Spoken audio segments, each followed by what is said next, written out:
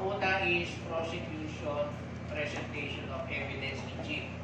Prosecution muna.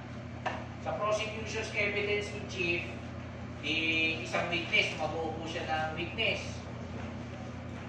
So sa witness, so i-relate nyo to sa rules on evidence ha. So sa witness, di ba magda-direct exam, magpo-cross exam, redirect exam, recross. Meron pa eh. Ano pa eh? Rebuttal. So, rebuttal. Redirect exam, then recross. So isang witness lang yan ha. Isang witness lang. So, fiscal, presentation of prosecution's evidence in chief. Dito pinipresenta yung elements ng crime. So, syempre, mag-uupo ka ng testigo. So, yung isang testigo, iuupo. So, pag inupo yun, direct examination ni fiscal, then cross-examination ni accused, then redirect examination ni fiscal, then recross examination ni accused. Pero may additional dyan.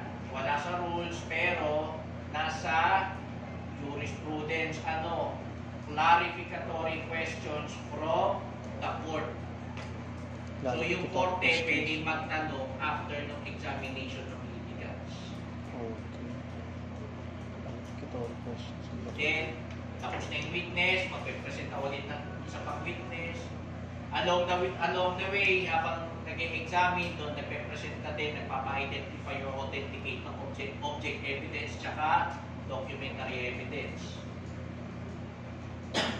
Then, after ng matapos, doon na magre-rest si fiscal. Press. So, tapos na. Within a certain period, pwede kang mag-demurrer to evidence. Of course, you will ask for leave first before you file your demurrer to evidence. You ask permission first from the court. Pag nag-rest si fiscal, si depensa, pwede mag-file na demurrer to evidence. Pero dapat magpapaalam muna siya yung leave of court na tinatawag. Pag sinabi mong leave of court, permission from the court. Now, as far as demurrer to evidence is concerned, if you file demurrer to evidence with leave of court, pag na-deny, presenta ka ebidensya si defense. Pag nag-file ka ng demurrer ng without leave, the defense is basically waiving its right to present evidence. And the case will be decided based from the evidence presented by the prosecution. Pero, kinuwento ko na to sa inyo, nag-file ako, demurrer to evidence, walang leave. Pero granted. Yung sa Barret, yung indiscriminate filing, naalala niyo yung kwento ko yun. Sa sobrang lakas ng loob ko, deny ko yun, walang without leave of court. Granted. Pero kasi ako, matapang ako na i-file ko yung kahit without leave of court kasi hindi ko rin naman siya iuupo eh. Bakit? Totoo naman talaga wala siyang PTC. Totoo din naman na nagpaputok siya ng baril. So basically, pag inupo ko yan, baka magkalat pa yan dyan. Sabihin pa niya sa korte na guilty siya. Hindi ko kakayaan yun. So i-file mo na lang demurrer to evidence kahit without leave. Total. Ganun din. Nakukuha niyo. Sarap ang litigation. Yung boring yung lawyer. Hindi naman inaano. Boring kasi yung pag-lawyer ka tapos desk lawyer ka. Nasa office lang mo.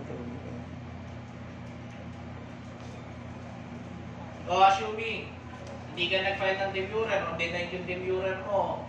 So ano na ngayon ang susunod? Yari. Defense presentation of defense evidence in chief. Hindi ka naman present ng Yun ang evidence. susunod.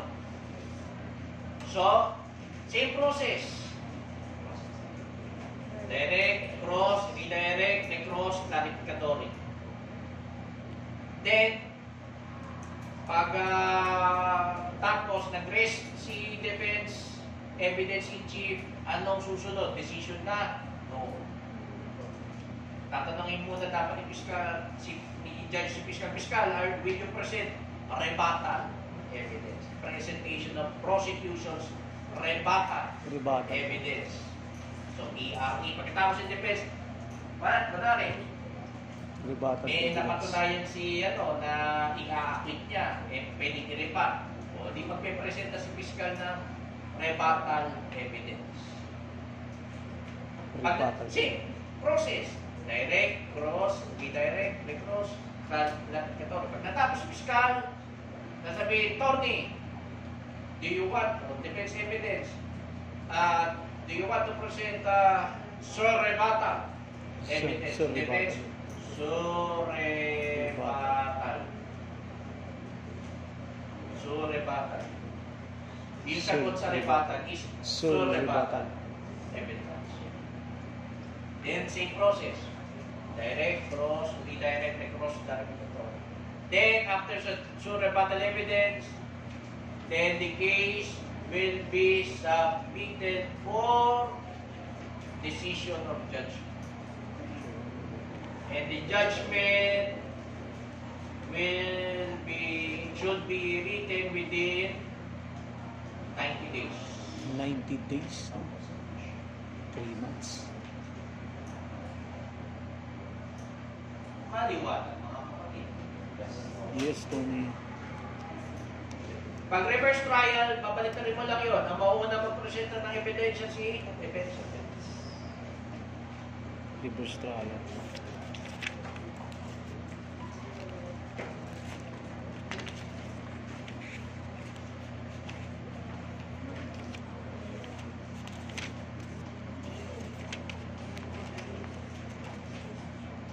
Judgment na. New trial.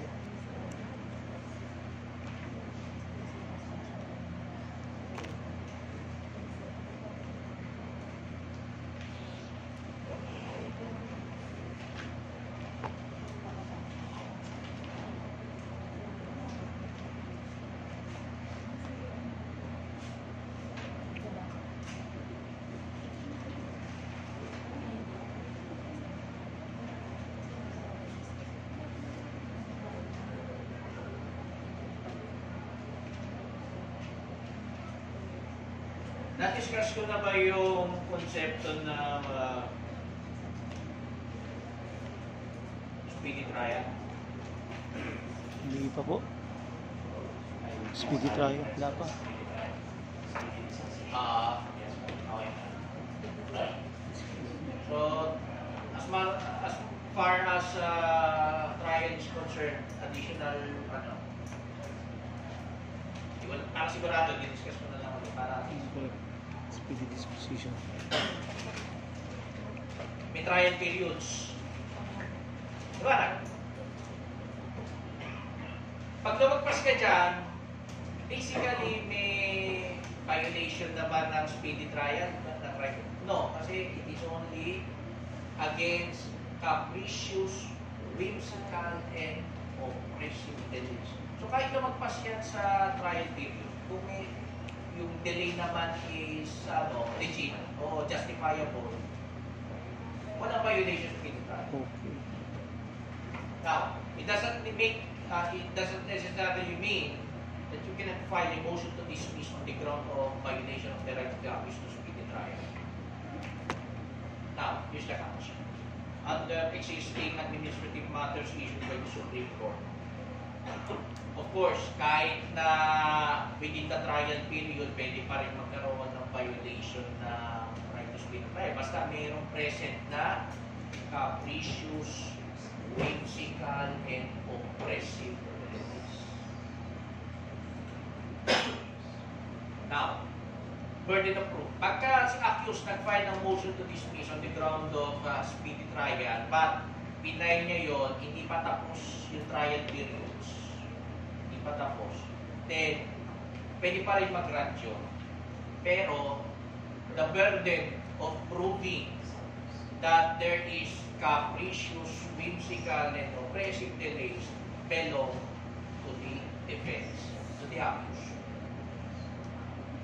Pero, kapag na-file yung motion to dismiss on the ground of speedy trial, nag-lapse na yung period, yung trial periods under the rules, then the burden of proving that there is no capricious, whimsical, and oppressive delays belong to the prosecution.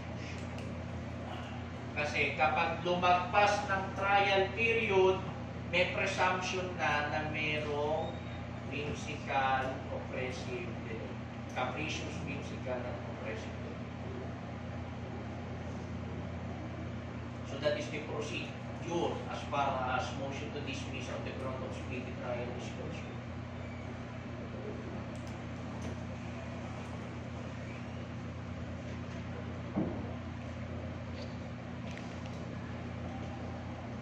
Nilecture ko kaninang order of trial relating sa section 4 rule 132. Or double check nyo na lang yung direct examination, yung order of examination sa rules kasi na-amend na yun.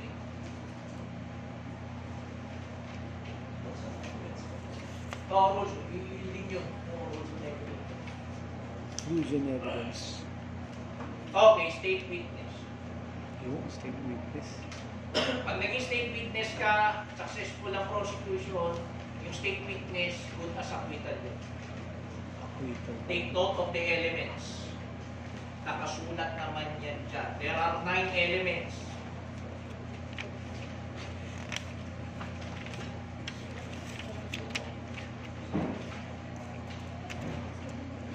But take note. Take note. One element there is said accused does not appear to be the most guilty. Maraming lawyer ang nagsasabi, he's guilty daw dapat. Hindi. Ang required ng rules, hindi most guilty. Hindi siya yung most guilty. Hindi sinabi ng rules na least guilty. Ito. There is a great difference between most guilty at least guilty. Magkaiba yan. Most guilty and the least guilty. For example, kaming tatlo ni Atty. Gutierrez at ng kapatid ko, may ginang-rape kami. Sino gusto mag-volunteer na biktima? Si Ayat. Kunwari lang naman. Kunwari ano. Since si Atty. Tumata yung late, siya. Kunwari, may kami, direct namin si Atty. Tumata. Ako yung nag-consummate. Yung kapatid ko yung humawak. Ang lookout si Atty. Gutierrez. So sa aming tatlo, sino ang most guilty? Ako. Sino ang least guilty? Si Atty. Gutierrez. Ang sinasabi ng rules, accused does not appear to be the most guilty. So ako hindi ako pwede kasi ako yung most guilty. Hindi ako pwede mag-state witness. Pero yung kapatid ko, saka si Atty. Gutierrez, pwedeng maging state witness. Hindi the least. Yung ibang lawyer, ang sinasabi, must be the least guilty. Oh. Di ba? Correct. Least guilty. So kung masusunod yun, Ang pwede lang, na maging state witness, si Atty. Gutierrez lang. Hindi na pwede, yung kapatid ko. Nakukuha niya yung difference. Kasi, peace guilty lang ang pwede daw. Tama. So, isa lang. Eh, kung not most guilty, pwede yung kapatid ko, tsaka yung si Atty. Gutierrez. Nakukuha niya yung difference. Yes, sir. So, take note class of the phraseology utilized by the rules. Accused does not appear to be the most guilty. Tama. Nakukuha. To be the most Nakukuha mga kapatid. guilty. And take note class. You can only discharge a state witness if there is no direct evidence to convict the most guilty. May rules on evidence na ba kayo?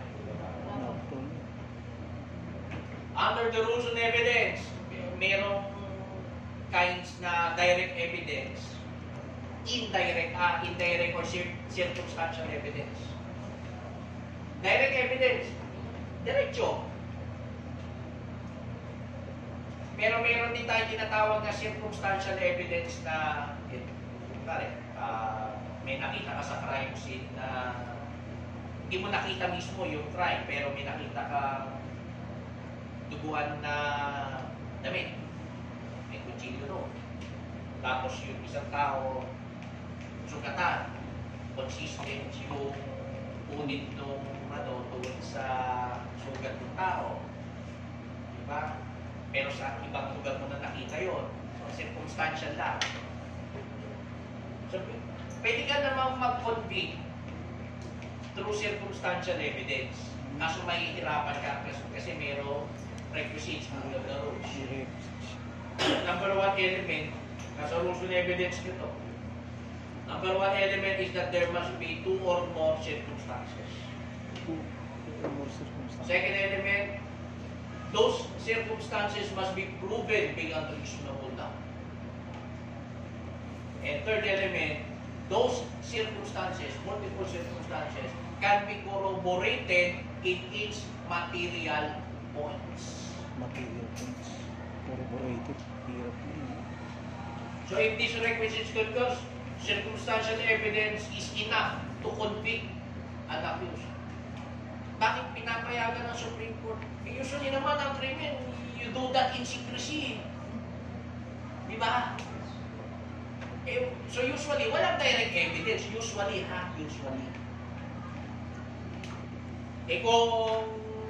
Kung perfect trial na parang yung murder na sa England ba yun?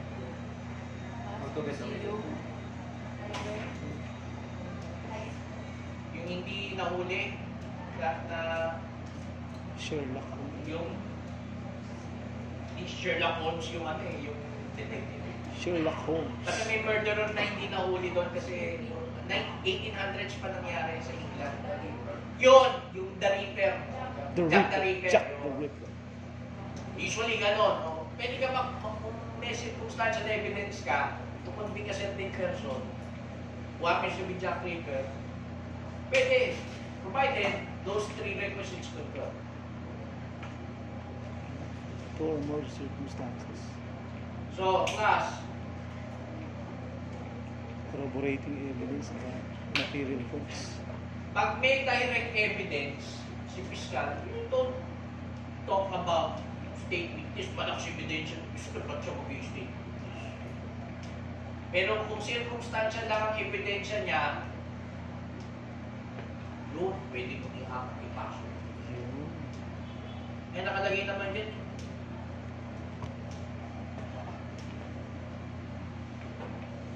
There is no other direct evidence available for the proper prosecution of the offense committed except the testimony of said accused. So in short, wala kang direct evidence. Ang meron ka lang circumstantial na kahit pwede ka makapag-convict, eh mahina pa rin. Baka, kasi kung ganyan kahina yan, kung ako defense counsel, papasukan ko ng doubt yan eh. Reasonable doubt yan eh. So, ma-acquit. O, para maiwasan yung ganung the moves, ay ganito. Ito ang remedy ni Fiscal.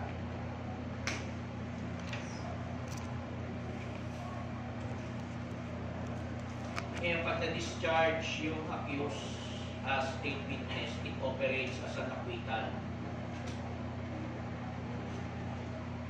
Section 19 talks about substitution.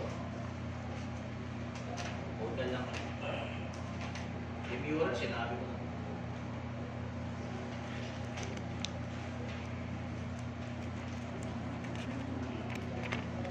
Judgment. Now, demurrer. Basically, demurrer to evidence, in addition to sa lecture ko kanina, a demurrer to evidence is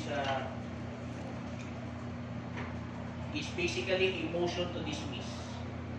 But you are not basically praying for the dismissal of the case. In a motion to dismiss by way of demurrer to evidence, you are basically praying for the acquittal of the accused. Because you are saying to the court that the evidence of the prosecution is not enough to convict the accused because it is the prosecution fails to prove the guilt of the accused beyond reasonable doubt.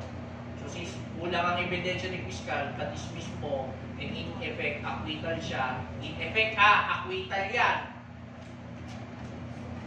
So in short, pag nag-grant yan, acquittal yan, yung remedies, post-judgment remedies, alam nyo na.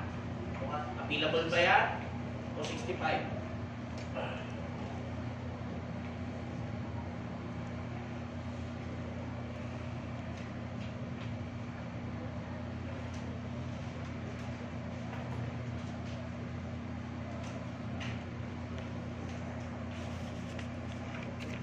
Variance,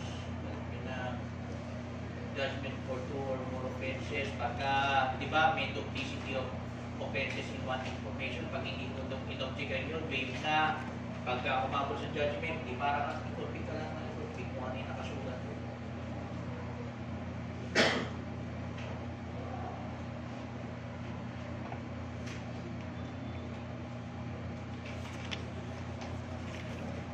Now, present general rule, require the presence ni accused during promulgation of judgment. Except, pag light offense lang, pwede counsel lang. Pwede lang. Now, in case the accused is not present during promulgation of judgment, he or she will lose all post-judgment remedies. Take note. Under notes. There are certain post-judgment remedies that are provided by the rules of court. There are also post-judgment remedies that are provided by a statute or by law. What is being prescribed there in case the accused fails to appear unjustifiably and despite due notice in his or her promulgation of judgment, the only effect is that he or she will lose all remedies against the conviction under the rules. Nakalagay lang dyan, under the rules. So ano ba yung post-judgment remedies under the rules? MNT Appeal 65. Ano naman, attorney, yung post-judgment remedies na hindi under the rules or by statute? Ano?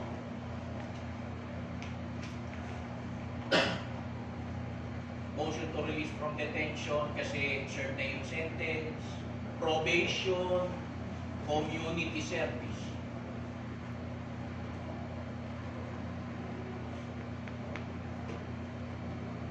Bakit under the rules lang? Eh kapag kasama yon, then judicial legislation na yon. So it will violate the doctrine of separation of powers. Correct. Piloy mo, ginarat ng Congress, ng Supreme Court, uncharted territory, bawal yun. Separation of powers, mga kapatid. So, take note, class, ha, nakalagay dyan. Di ba, Kodan? Take note. May nakalagay. Lose the remedies available in these rules against the judgment. Also, post-judgment remedies under the rules. So, sa rules lang, ha, hindi kasama yung statutory remedies na inenact ng Congress. Less, otherwise, violation na separation of powers.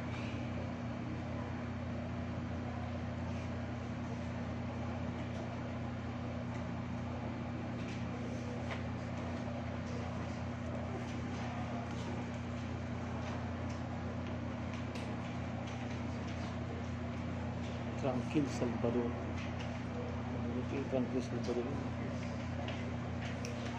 MRMNT, Kodan, pero take note, the NAPES doctrine. Napes rule. As Napes discussed by the Supreme Court in the case of NAPES versus Court of Appeals. Napes ruling. For the fresh period rule.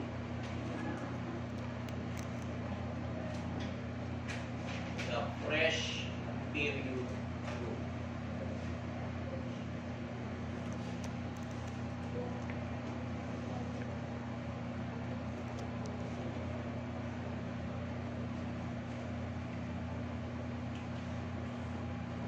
Pag nag-file ka ng MR, denied, you have a fresh period of 15 days from the notice of denial of the resolution of your motion for reconsideration. 15 days ulit. So, marireset yung 15 days mo. Kunwari, judgment, convicted ka, nag-file ka ng MR on the 15th day, sa deadline ka nag-file, denied yung MR mo, you have, yung dating rule kasi, file ka agad oral mismo eh. Nasuspend lang yung running eh. Pero this time, under NAPES, marireset yung 15 days mo. MR. Napes doctrine.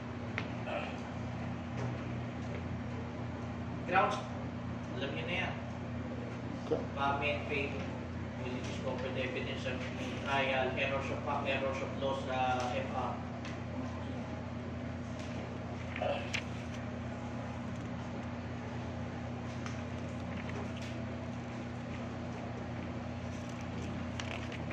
Kapag class, a judgment of conviction becomes final and executory after the expiration of the 15-day period to appeal. Okay, short, papatukan na lang, sentence. Ano? Pwede mo pa ba mapabago yun? Mare, final and executory na. Serving sentence ka na.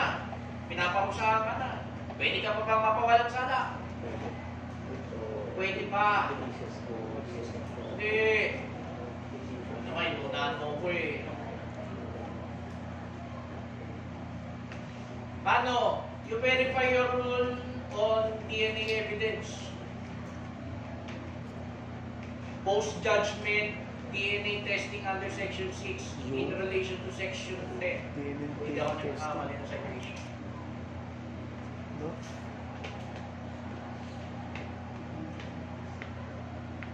Kunwari,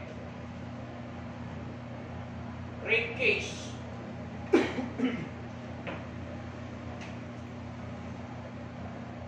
Convicted ka and the conviction becomes final and executory. Ang penalty ng rape is reclusion perpetua. Habang buhay. Well, alam mo na yun.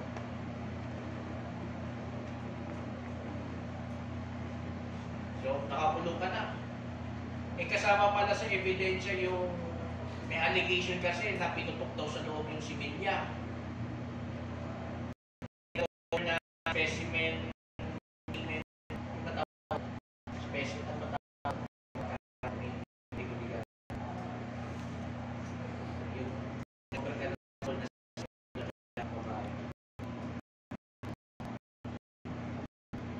kasi yun, nasunod na vagina ng rape victim. The pressure. Kapay yung Defense Council ng Motion for testing. Hindi tumayo yung DNA testing na siya doon sa doon sa DNA nung akusado, anong remedy? For habeas corpus. Under Rule 102 of the Rules of Court, tama, 102 of the Rules of Court, in relation to Section 10 of the Rule on DNA Evidence. Mapapawalang sala ka kahit final and executory na yung judgment of conviction mo. So take note of the Rule on DNA Evidence. DNA evidence. Rule 10. Iyan yung isa sa mga exemptions sa doctrine of immutability of judgment. Na kapag ang judgment naging final and executory na, hindi mo na pwedeng baguhin yan kahit mali-mali na. Kahit mali yung judgment, basta final and executory, hindi mo na pwedeng buhayin, hindi mo na pwedeng baguhin. One of the exceptions, siyempre may exceptions dyan. One of the exceptions is ito, DNA testing. Under the rule of DNA evidence. DNA testing.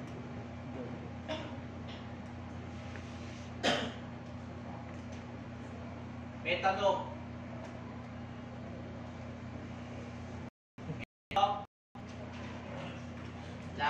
Naintindihan. Opo. Sulit tuition fee. Takit na kinakit nyo.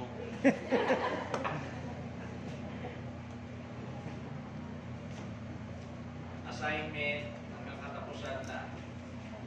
Rule 127, tapusin natin. 2-7. Lalo na yung searches and seizures, mahalaga yan. Searches and seizures. Meron akong pinailan, motion to quash, search warrant, and suppress evidence. Pinail ko siya before arraignment. 127. Granted, drugs, napalaya ko. Kaya, kada puntang chain visit ko, para akong rockstar. Uy, si Atty. Alba, si Atty. Alba. Welcome family! Welcome family! Tapos yung, pag dumadaan ako sa selda nila, kinakalapag nila yung selda nila. Si Atty. Alba, parang rockstar. Nag-chain visit ako. Sabi nga ng isang PJM ito sa Jeffrey, tagapagpalaya.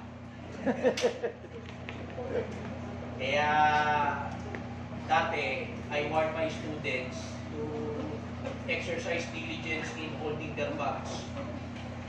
Baka kasi ma-snatch. Marami na kasi ako napapalaya.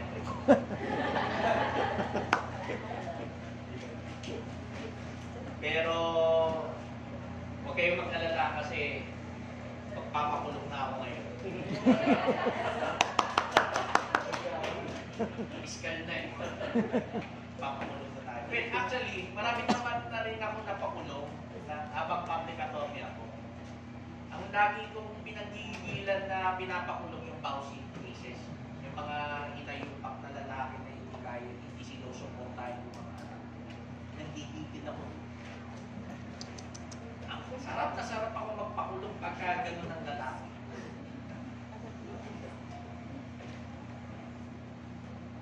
Nakakagilip. Kung takinang takot mo yan, hindi mo sinusuportahan.